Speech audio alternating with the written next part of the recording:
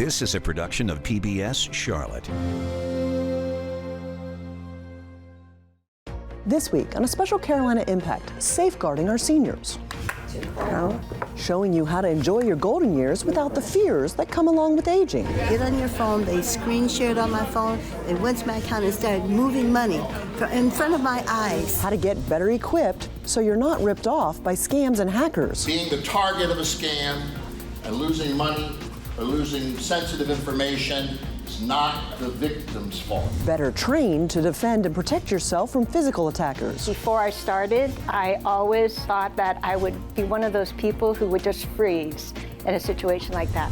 But now at least I feel like I can fight back. And better prepared to find the care you'll need when you're older, in a place where you're not just another name in a folder. Care is very expensive, and so you have to plan for that as well. If you're a senior or a caregiver, you don't have to face aging alone. Those families are in crisis and they really don't have as many options as someone who has planned ahead. Tonight, PBS answers your SOS for help on safeguarding our seniors.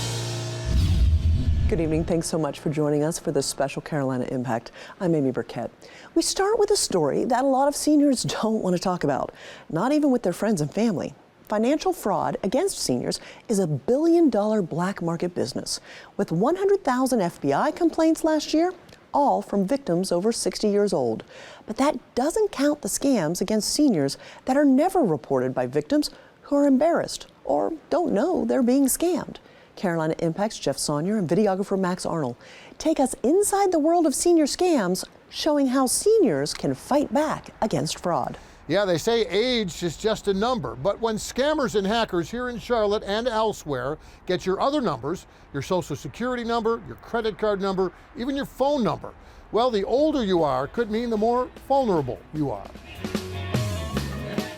This was one scam that actually ran about 4 years ago. Look at the differences. You spot it? Scam expert John Tudor is teaching these AARP members what fraud looks like, what fraud sounds like. We talk so many times a day, every day. I thought I knew him fairly well, which made me trust him. And how to recognize the red flags for themselves. So seniors know when to send out their own SOS. If it is unexpected communication, I get a lot of calls every day. if it has an emotional reaction, gets you worked up, Say, I need your help. and if it demands an immediate action. They went to my account and started moving money in front of my eyes. Lynette Yankson tells other seniors in the group how she lost $500 in just a few minutes on a call with a fake customer service line. So I'm talking to these people who I thought were customer service. They were not. They were scammers. The goal is to get you to take action, to jump in and do something without stepping back and thinking, could this be a fraud? Tudor adds that some of the scams are so common and so successful that they even have names, like the so-called grandparent scam. Someone poses as the victim's grandchild, okay? And they're in trouble. All right, now check this out. This is an actual recording of a grandfather scam phone call. Hey, Grandpa, how are you? I broke my nose. I was in a car accident. I'm in the county jail for reckless endangerment. Grandpa, I need your help, really. I love you, I'm sorry. I mean, it's the same story. Yeah, it is. Yeah. Well, I've never heard of that before. Marvin Rouse says at least twice now he's gotten similar calls here at his home on his cell phone. He called you Grandpa. Yeah, Grandpa. He said it was involved in a wreck. And he said if I don't have money to post or pay a lawyer or something, so no, they're going to lock me up. But what the scammers didn't know is that Rouse doesn't have a grandson, only granddaughters. He figures cash is what the scammers were calling for, but it's a story that he wasn't falling for. It was a good scam, is the way I can say it. Why'd they call you? That's the question. I guess I'm targeted. Well, I am, you know. I think about my grandmother, and she used to guard that checkbook with her life, right? Mark Henry is founder and CEO of Alloy Wealth here in Charlotte, which manages the money of retirees who risk losing their entire life savings to investment scammers, looking to cash in as seniors cash out of their pensions and 401ks and Social Security benefits. They retired, had all these dreams, everything's great, and then someone calls with the right scam at the right time. The internet, these scams are the new Wild West. Henry says a lot of his clients complain about fake IRS calls, threatening legal action, especially at tax time. To get more information about this case file, please call immediately on our department number 253-214-4667. This call is officially a final notice from IRS, Internal Revenue Services. Understand what they're trying to do. On the other line, they're trying to get you to divulge information that allows them to get access to whatever it is they want, which is typically bank information, Social Security information, Social Security numbers, they can apply for credit, all the above. Henry adds that too many seniors are too trusting of someone on the phone who sounds official. They're too willing to share the details that scammers are looking for. And often they're too embarrassed to tell even their closest family members that they've been fooled. Things to look for are unnecessary spending. They're going, hey, what are you doing, Mom? Oh, I'm going over to the bank. Well, you were just there a couple days ago. Yeah, I gotta go by. What's going on? You have to look, because again, when they get involved in the right scams, that's a train wreck. I was devastated, absolutely destroyed. Tudor adds that when audiences see the victims in his videos, they see themselves. But it doesn't have to be that way. Better to put the responsibility on the ones who deserve it, the criminals. Being the target of a scam and losing money or losing sensitive information is not the victim's fault. Okay? It's the fault of the criminal who perpetrated it. Yeah, Tudor adds that a lot of seniors and their families just don't realize how many resources are really out there. Not just scam workshops like the one we attended, but also online resources, all aimed at making sure that potential targets of scams don't also become victims of scams. Amy? Thanks, Jeff. To find out more about fighting fraud and reporting senior scams, check out our website, pbscharlotte.org. You'll find links to senior scam hotlines and websites provided by AARP, the North Carolina Attorney General's Office, and the FBI, all places where you can share information about scams. Well, listen to this. 2024 will go down as a record-breaking year for retirement, with an average of 11,000 Americans turning 65 each and every day. Add it all up, and that's over 4 million Americans turning 65 this year alone. It's expected to happen again in 2025, 26, and 27. Dubbed as the Silver Tsunami, it represents the largest surge of retirement-age citizens in our nation's history. But what types of things should these new retirees be thinking about in regard to finances and health care? Carolina Impact's Jason Terzis joins us with more.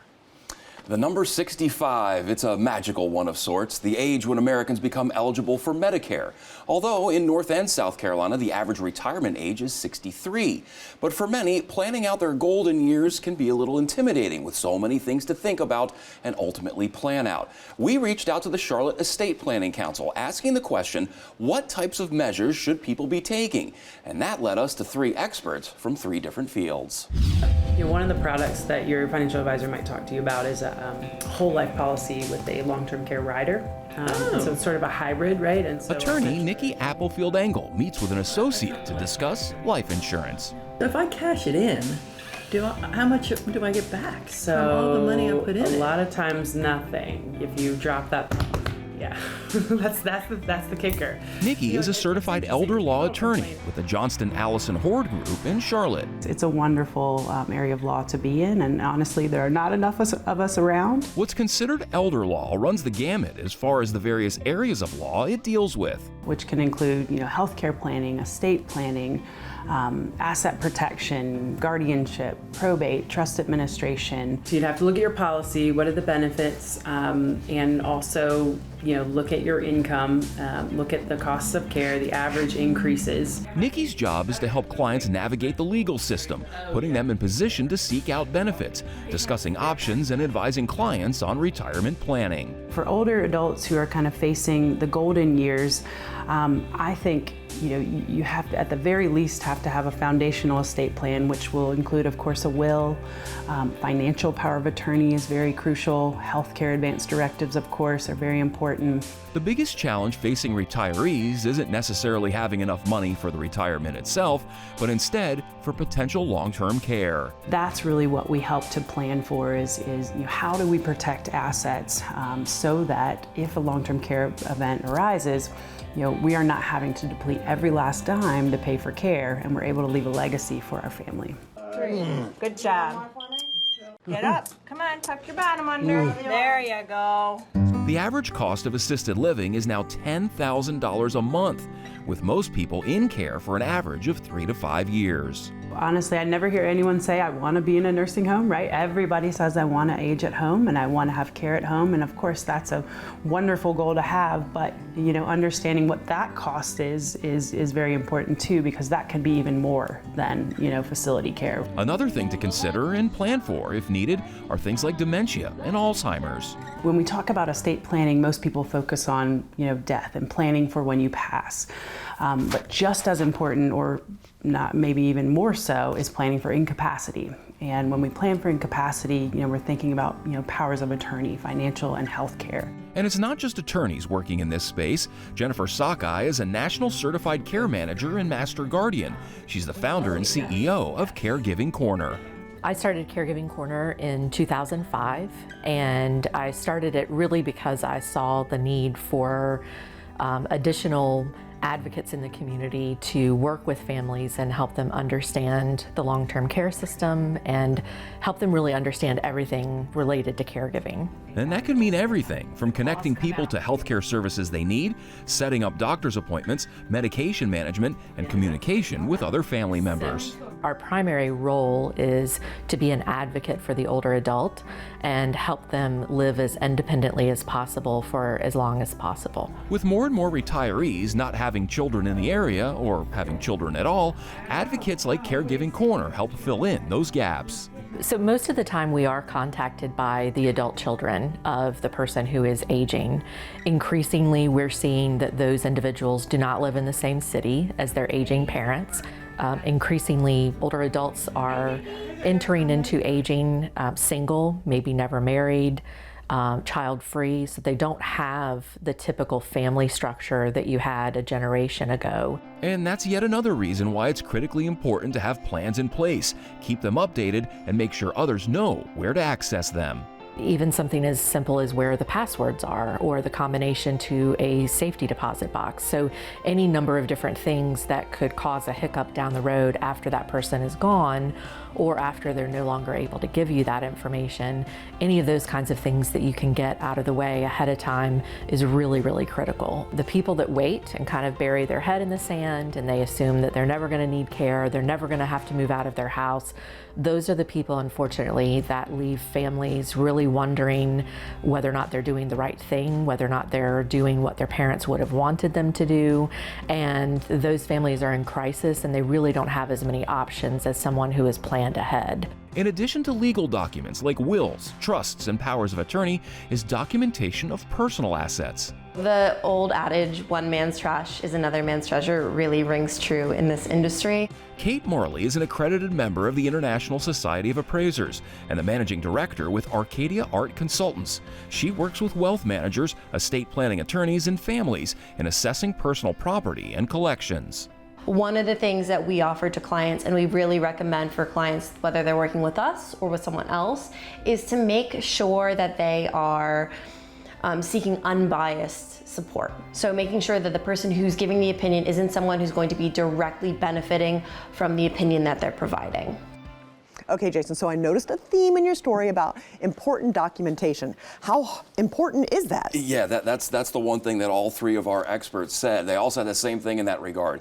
First, decide what you want in terms of finances, healthcare, and personal property. Second, have all the necessary paperwork completed and filed away. Save the physical copies as well as the online versions. Third, make sure your loved ones know what your wishes are, where to find all that documentation, and when it comes to things like wills, powers of attorney, and trusts, update them periodically. In many instances, those documents are years or even decades old, and things of value can change over time, as well as people's wishes and desires. Those tend to change. So get the documentation, keep it updated, let people know, especially things like those passwords and others that we talked about in the story. Just got to know where the information is. You and I both have parents in their 90s, so this is something very close to our hearts as well. Thanks for all the great information. Absolutely. Well, now you know how to protect your money and your assets, so let's talk about where you'll live. Moving into the next phase of life can be daunting, but exploring retirement options, you know how stressful they can be too, especially when it comes to housing. Here in the Tar Heel State, research shows we rank 9th nationally in population of folks 65 and older. Carolina Impact's Dara Khalid and videographer John Branscombe break down some of your living options. Every week you'll find her in the same place. 3 crack. Surrounded by friends at the Barclay at South Park playing Mahjong in the game room. Oh, I'll call that. For Marilyn Prinsky, this is the life. Laughing and enjoying her golden years at this continuing care retirement community. I don't have to get in my car and drive anywhere to get to a game or to do anything. All I have to do is come in the elevator. And we're there. Same for her friend and fellow resident, Bev Nordman. We were looking for a place where we could retire completely. We are all in an age category, and this was the most accessible. While everything looks great now for the ladies, Marilyn's transition wasn't easy. We're in Tucson for 24 years. We had wonderful friends, and to leave that to an unknown, knowing no one except for our children, that was very scary. She and her husband Ira made the decision to leave Arizona over a year ago to be closer to their daughter.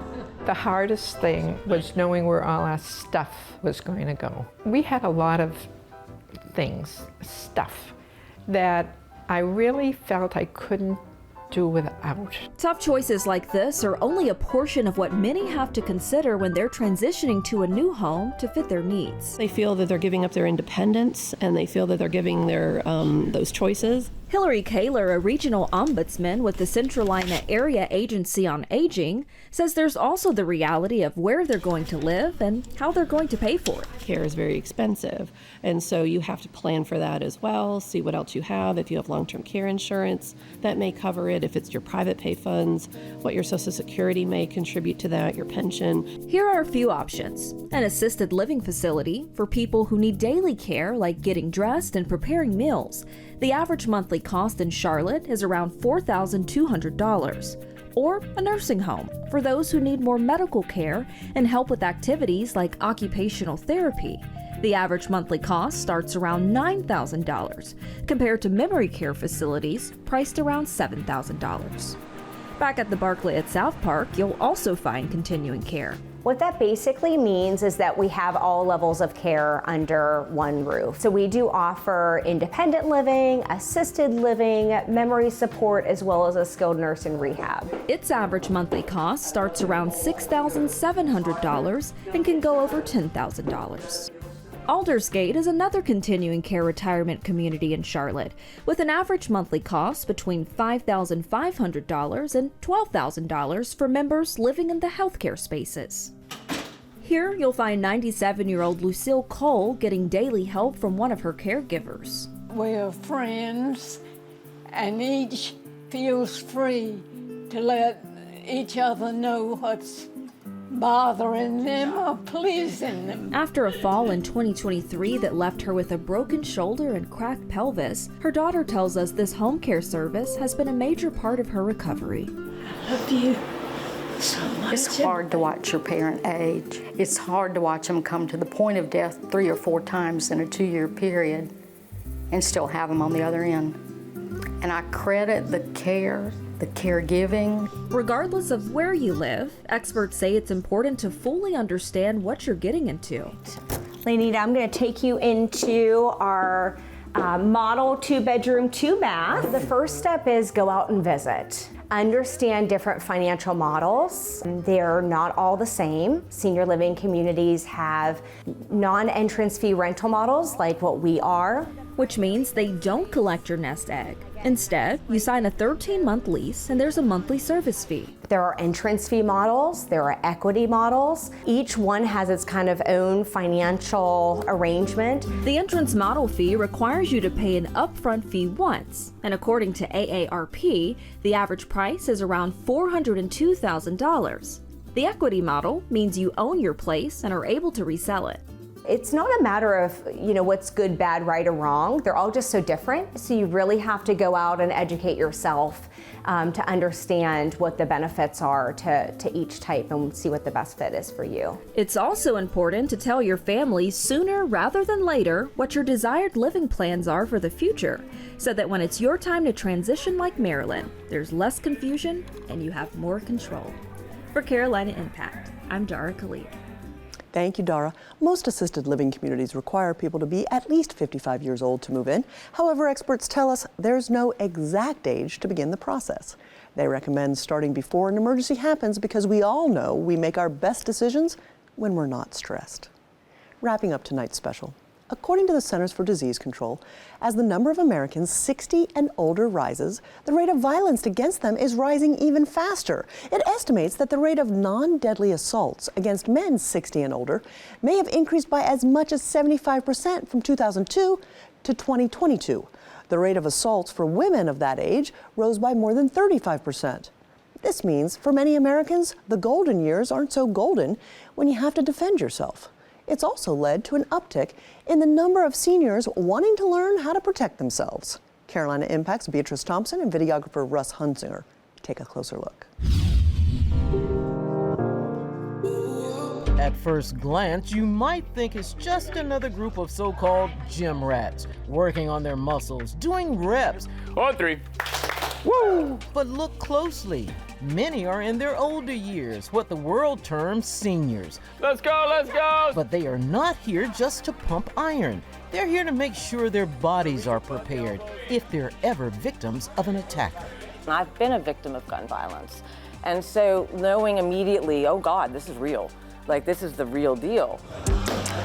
The 50-something trainee says that moment made her aware that she had to do something to protect herself, and so began taking the classes with a friend at Fit to Fight here in Charlotte.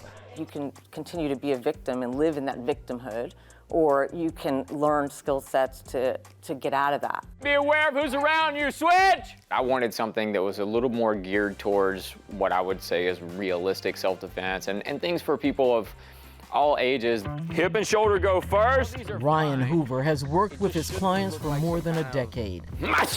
As a trainer, he knows senior participants have their own set of concerns, including staying healthy enough to defend themselves. He says that involves more than the physical side of self-defense. The name Fit to Fight is obviously intentional. The fitness component, that's not just physically fit, but mentally and emotionally fit to be able to deal with whatever kind of life throws at us, and then the fight side, being able to physically defend ourselves if we have to. And the statistics bear out the need to protect themselves. According to the National Council on Aging, 1 in 10 Americans aged 60 or more have experienced some form of elder abuse. The National Center for Victims of Crime says in 2015, 7 of every 1,000 victims was a woman 65 or older. 3 of every 1,000 victims were men, and only 45% of violent acts against people over 65 were ever reported to police. They were easy to be victimized through various scams and other things, and even physically taking advantage of older citizens. Yes, it's something that's unfortunately common. Rodney Collins recently retired as a police officer and says their concerns and those statistics are all true. Older, there's less physical attributes that an older person would have versus a younger, so to the criminal mind, that's an easy target. Bruce Gordon came to Charlotte from New York 20 years ago and has taken martial arts since he was a child, but says this training fits his current lifestyle and needs. This school is more realistic for self-defense in the world the way it is today. It's not just about blocks and kicks and punches, it's the mindset and everything else. So this place is like medicine to me. It was a good way to get exercise and you're learning how to do something.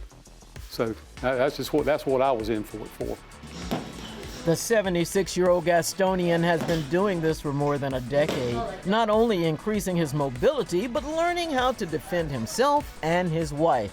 And as for his friends around him doing this, all my friends are about my age or a few years younger, and they're all they talk about is insurance and health and how many doctor's appointments they got and how many pills they take. I've always wanted to learn self-defense, being a woman, being of small stature, just a little bit of insurance, and I guess a little bit of confidence.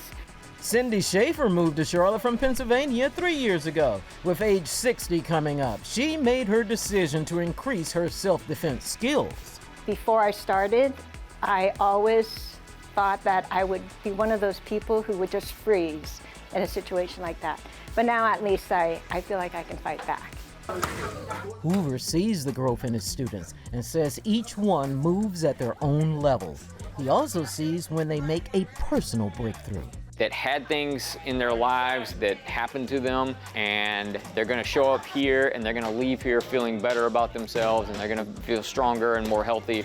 And while the seniors are doing it for themselves, they're also serving as inspiration for that younger 50-something crowd. The biggest thing I've gotten from training with people who are older than me, even if it's 3 to 10 years older, 20 years older, is it gives me a goal to shoot for. When I'm in my 70s, I want to still be able to do this. And what does it mean for all of us? That life does not end when you become a senior. It turns into the life that you want to lead. Thanks, everybody. Appreciate you. For Carolina Impact, I'm B. Thompson. Great information. Thanks, B. The instructors point out each person moves at their own pace. They say it's about more than punches and kicks. It includes teaching people to be aware of their surroundings, to be mentally and physically prepared for any type of confrontation, including when to leave a situation. As we wrap up this special Carolina Impact, we hope you've gained valuable insights as we've answered your SOS for help on safeguarding our seniors. The key is being proactive. Thank you so much for joining us. As we've tackled these critical issues, together we can create a supportive community where everyone feels safe and valued. Good night, my friends.